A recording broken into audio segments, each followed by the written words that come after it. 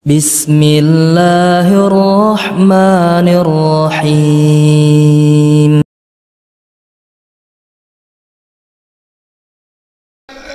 Di antara adab doa, ya, kalau kita lagi berdoa, ya, sebagian perkataan para ulama yaitu dengan melirihkan suara, ya, melirihkan suara.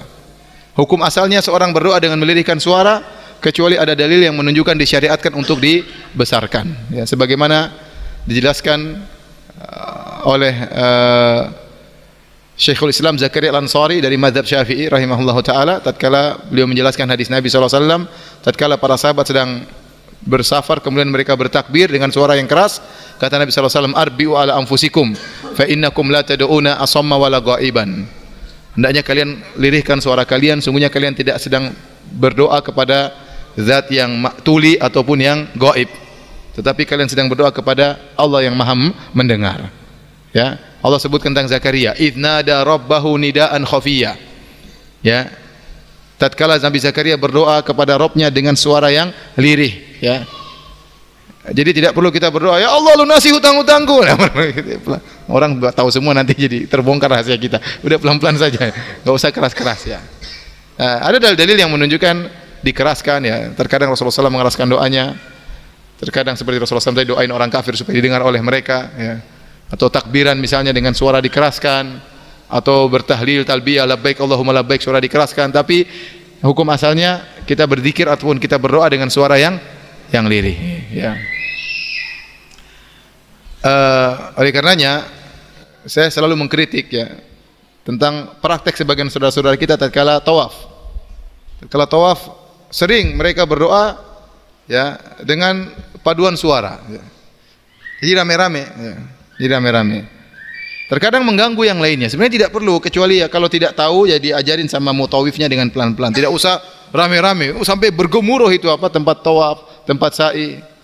Rabbana, Rabbana, atina fid dunya. Apalagi ibu-ibu suaranya indah-indah. Nanti dilirik sama orang Afrika kan, orang Indonesia suaranya indah-indah. Banyak orang Indonesia seperti itu, ya. Sebenarnya tidak perlu keras-keras seperti itu. Terkadang kayak gimana ya? Janganlah. Suara lirih aja, Allah Maha mendengar. Keluarkan dari hati, Allah Maha mendengar.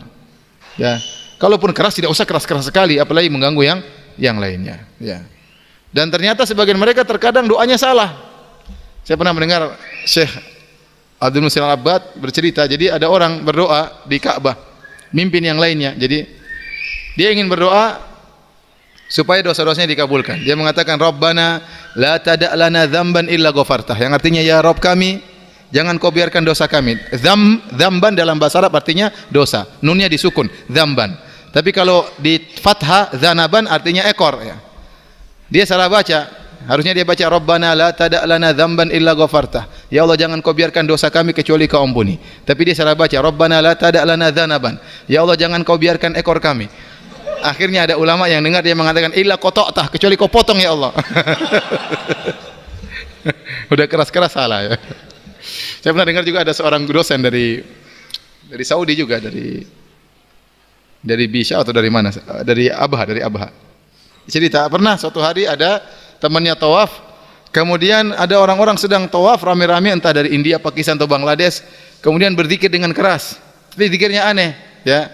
Innallah, yang lain ikut. Innallah hamuhi tumbilka firin. Bingung ini ngapain ini, ulangi. Innallah hamuhi tumbilka firin. Bahasa Arab bingung. Ternyata maksudnya innallaha muhitun bil kafirin. Tapi potongannya keliru.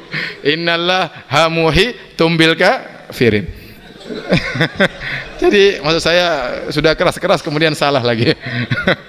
Maksud saya kalau berdoa tidak usah keras-keras, ya lirih-lirih, kita lebih ikhlas antara kita dengan Allah, ya. Kalau kita pun menangis antara kita dengan Allah Subhanahu wa taala.